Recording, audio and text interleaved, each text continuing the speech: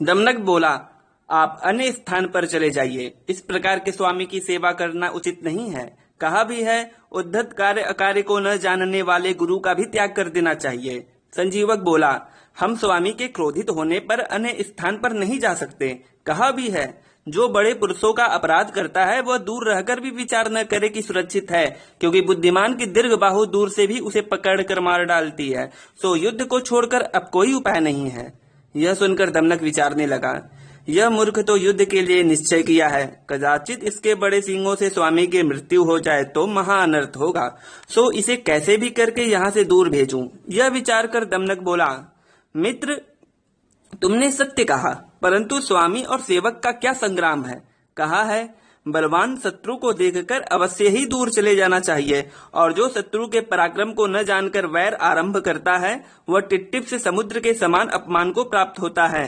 संजीवक बोला, यह कैसी कथा है। दमनक बोला, समुद्र के किनारे दो टिटिहरी दंपत्ति रहते थे।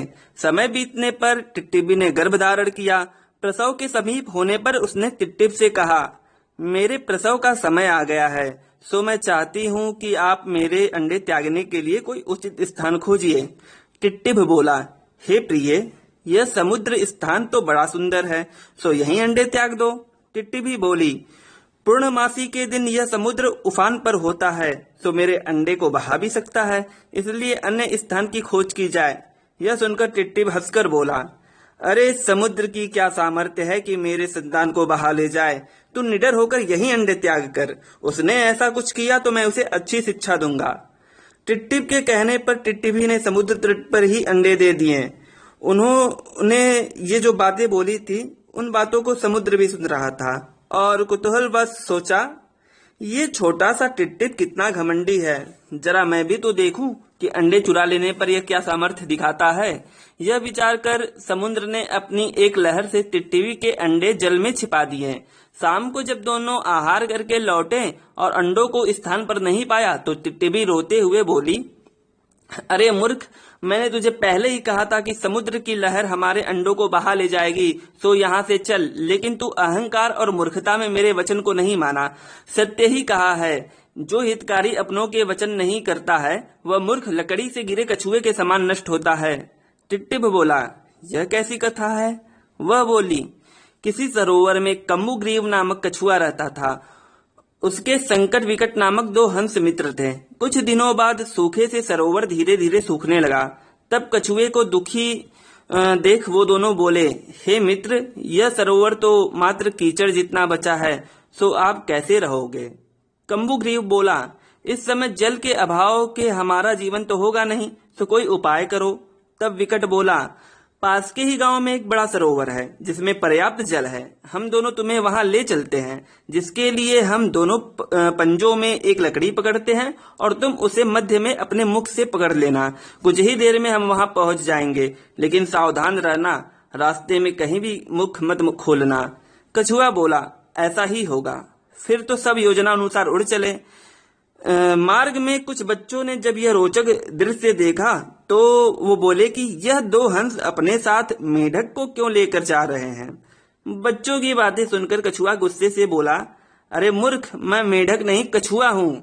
उसकी बात पूरी भी नहीं हुई कि वह धरती पर गिरकर खंड खंड हो गया। इसलिए मैं कहती हूँ कि जो अपनों के वचन नहीं मानता वह ऐसे ही नष्ट होता है। अनागत विधाता और प्रत्युत्पन्नमति यह दोनों सुख को और वृद्धि को प्राप्त होते हैं।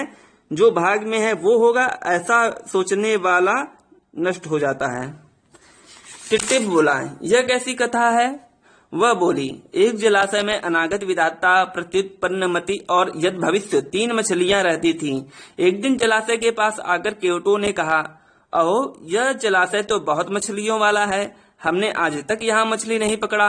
आज तो सांझ हो गई है, सो कल सुबह आकर पकड़ेंगे।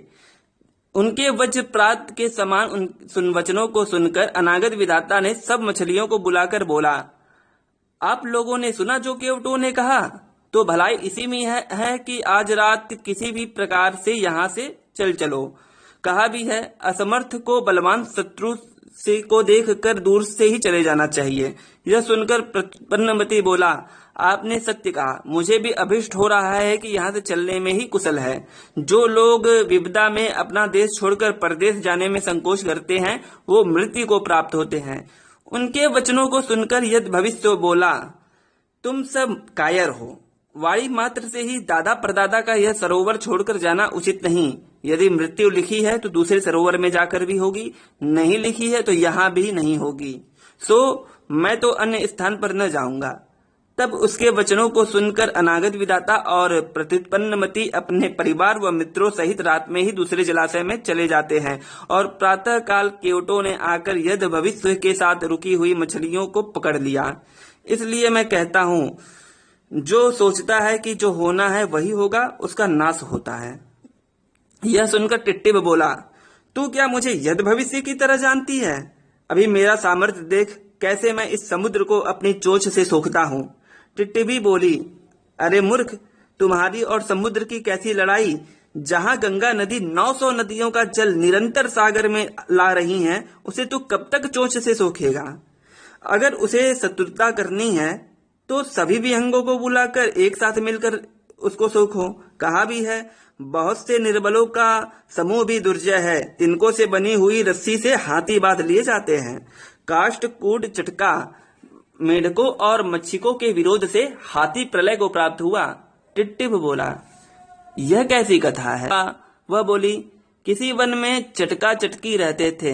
कुछ समय बाद उन्हें संतान हुआ।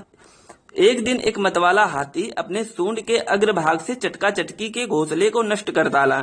संतान को खोने पर चटका चटकी रोने लगे। उनके विलाप को सुनकर एक कठफोड़वा पास आकर बोला, क्यों व्यर्थ में रोते हो? नष्ट और मृत लोगों का पंडित लोग शोक नहीं करते हैं। चटका ने कहा, यह सत्य है, परंतु दुष्ट हाथी ने मद से मेरी संतान क्षय की है। तो यदि तुम सच में मेरे दुख से दुखी हो तो हाथी के वध का कोई उपाय करो, जिससे मेरा बदला पूरा हो। तब कठफोड़वे ने कहा कि यह संभव तो है, पर मुझे इसके लिए मेरे 2 और मित्रों की आवश्यकता है। मैं उन्हें बुलाकर लाता हूँ। इतना कहकर कठफोड़वा वीड़ा रवा नामक मक्खी और मेघनाद नामक मेंढक को बुलाकर लाया। तब कठफोड़वे ने मक्खी से कहा कि तू जाकर दोपहर में हाथी के कान में वीड़ा स्वर करेगी, जिसे सुनने के लिए वो अपनी आंखें बंद कर लेगा। उसी समय मैं आकर उसकी आंखें फोड़ दूंगा। फिर प्यास लगने पर जब वह जलाशय को खोजेगा तो मेघनाद तुम अपने परिवार सहित खाई के पास टर टर करोगे, जिससे वह उसे जलाशय मानकर वहां जाएगा और गिरकर मर जाएगा। सबने योजनानुसार ऐसा ही किया और हाथी मारा गया। इसलिए मैं कहती हूँ कि तुम भी समस्त विहंगों को बुलाओ। टिट्टिब बोला, प्रिय, अब ऐसा ही होगा। सभी विहंगों को बुलाकर मैं सागर को सोख लूंगा। ऐसा निश्चय कर वक, सारस, मोर आदि सभी विहंगों को वो बुलाकर बोला, यह सागर मेरे अंडों को चुरा कर हम सभी को परिभूत किया है, सो इसको सुखाने का कोई उपाय करो। सभी विहंग सम्मति कर बोले, सागर को सुखाने में हम सब असमर्थ हैं, तो व्यर्थ में प्रयास क्यों करें। तब टिट्टिब और टिट्टिबी रोने लगे। उनको रोता हुआ देख एक बूढ़ा हंस बोला, भले ही हम असमर्थ हो, कदाचित हमारे राजा गरुड़ इसे सुखाने में समर्थ हो, सो हमें वहीं चलना चाहिए।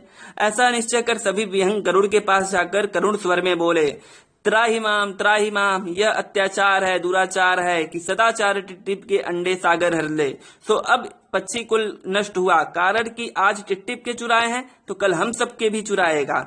सो हमारे न्याय प्रिय राजा गरुड़, हम पर कृपा करो, न्याय करो। उनके करुण स्वर सुनकर गरुड़ क्रोधित होकर बोला, जो तुम लोगों ने सत्य कहा है, तो आज या तो सागर रहेगा या फिर मैं। तभी उनके बीच में आकर एक विष्णु दूत बोला, हे गरुड़, भगवान नारायण ने मुझे तुम्हारे पास भेजा है। देवे कार्य के निमित्त वे अमरावती को जाएंगे, तो तुम्हें शीघ्र ही बुलाया है। यह सुनकर गरुड़ अभिमान से बोला, हे दूत, मुझ कुभृत्य से भगवान को क्या लाभ। सो जाकर उनसे कह दो कि किसी और भृत्य को लेकर चले जाएं। भगवान से मेरा नमस्कार कह देना और यह भी कह देना कि बुद्धिमान को उसकी सेवा नहीं करनी चाहिए जिससे कोई फल ना मिले।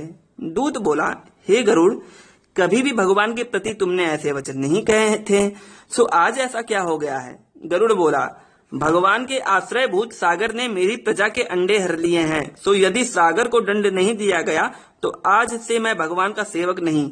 दूत ने भगवान से जाकर जब गरुड़ की बातें बतलाई तो विचारने लगे कि गरुड़ का क्रोध सत्य ही है और वो उसे मनाने के लिए स्वयं जाकर उससे मिले। कहा भी है, भक्त समर्थ और कुलीन सेवक का तिरस्कार न करे, जो अपना मंगल चाहे तो उनको पुत्रवत पालन करे। ऐसा विचार कर भगवान गरुड़ के पास पहुंचे। गरुड़ भी भगवान को स्वयं देखकर लज्जा से नीचे मुख कर बोला, भगवान, तुम्हारे आश्रय से उन्मत्त हुए समुद्र ने मेरे भृत्य के अंडे लेकर मेरा अपमान किया है, सो आपकी लाज से ही मैं अभी तक देरी किया हुआ हूँ, नहीं तो उसे मैं कब का सुखा देता। परंतु जैसा कि स्वामी के आदेश के बिना कुत्ते को भी नहीं मारा जाता, इसलिए मैं अभी रुका हुआ हूँ। यह सुनकर भगवान मुस्कुरा कर बोले, हे गरुड़ जी, आपने सत्य कहा, सो आओ समुद्र से अंडे लेकर टिट्टिव का सत्कार करें और अमरावती को चले। भगवान के कहने पर तत्काल ही गरुड़ उन्हें बैठाकर सागर तट पर लाया और भगवान ने अग्नि बाण चढ़ाकर कहा, उन्मत्त सागर, टिट्टिव के अंडे दे, अन्यथा तुझको शुष्क कर दूंगा। तब सागर ने तत्काल ही डरकर टिट्टिव के अंडे दे दिए, जिन्हें टिट्टिव ने टिट्टिवी को समर्पण कर दिया। इसलिए मैं कहता हूँ कि शत्रु बल जाने बिना युद्ध नहीं करना चाहिए, इसलिए आप यहाँ से चले जाइए।